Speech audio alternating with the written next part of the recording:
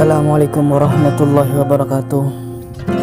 Sahabat YouTube yang dirahmati oleh Allah, kali ini saya ingin mengisahkan tentang seorang laki-laki yang berandal,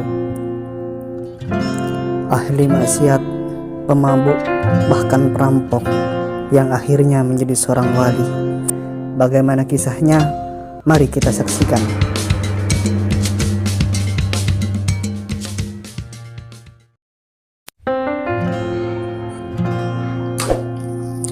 Bishr bin Harith, dikenal juga sebagai Abu Nashr, Bishr bin Al-Harith Al-Hafi, lahir di kota Merv sekitar tahun 150 Hijriah atau 767 Masehi. Setelah meninggalkan hidup berfoya-foya, ia mempelajari hadis di kota Baghdad, kemudian meninggalkan pendidikan formal untuk hidup sebagai pengemis yang terlunta-lunta, kelaparan dan bertelanjang kaki. Bishr Al-Hafi meninggal di kota Baghdad tahun 227 Hijriah atau 841 Masehi. Ia sangat dikagumi oleh Ahmad bin Hanbal dan dihormati oleh Khalifah Al-Ma'mun. Bishr Al-Hafi lahir di Merv dan menetap di Baghdad. Kisah pertobatannya diriwayatkan oleh Fariduddin Al-Attar di dalam buku Tadzirul Aulia. Attar meriwayatkan sewaktu muda ia adalah seorang pemuda yang berandal. Kehidupan sehari-harinya cuman dihabiskan dengan menegak minuman keras, berfoya-foya bersama wanita.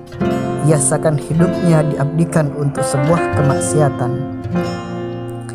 Di desa tersebut, siapa yang tak kenal dengan Bishr Al-Hafi, seorang pria yang urakan, yang sering mangkal di pinggir jalan bersama teman-teman seperjuangannya dalam bermaksiat. Suatu hari sepulang dari perkumpulannya bersama teman-temannya, Bishr Al-Hafi dalam keadaan mabuk. Ia berjalan terhuyung-huyung. Pada saat di perjalanan, tiba-tiba ia temukan secarik kertas di pinggir jalan. Dalam benaknya, ia berpikir, mungkin saja pecahan uang. Karena pengaruh dari alkohol, akhirnya Bishr Al-Hafi mengambil pecahan kertas tersebut. Dengan mata masih berkunang-kunang, ia pandangi lekat-lekat tulisan tersebut. Setelah terlalu lama ia memandangi tulisan tersebut, ia tersentak kaget. Tubuhnya bergetar hebat setelah tahu kertas tersebut bertuliskan dengan nama Allah yang Maha Pengasih lagi Maha Penyayang.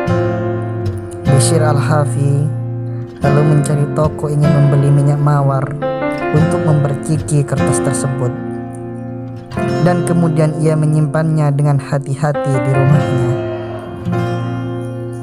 Pada suatu malam, di waktu gelap gulita, harinya seorang ulama di desa tersebut bermimpi. Dalam mimpi itu, ia diperintahkan oleh Allah untuk mengatakan kepada Bishr Al-Hafi, "Engkau telah mengharumkan namaku, maka aku pun telah mengharumkan dirimu. Engkau telah memuliakan namaku, maka aku pun telah memuliakan dirimu. Engkau telah mensucikan namaku, maka aku pun telah mensucikan dirimu. Demi kebesaranku, niscaya aku harumkan namamu, baik di dunia maupun di akhirat nanti." Bishr adalah seorang pemuda yang bandal. Si ulama itu berpikir, mungkin aku telah bermimpi salah. Tak selang beberapa waktu, ulama tersebut mengambil wudhu lalu tidur lagi.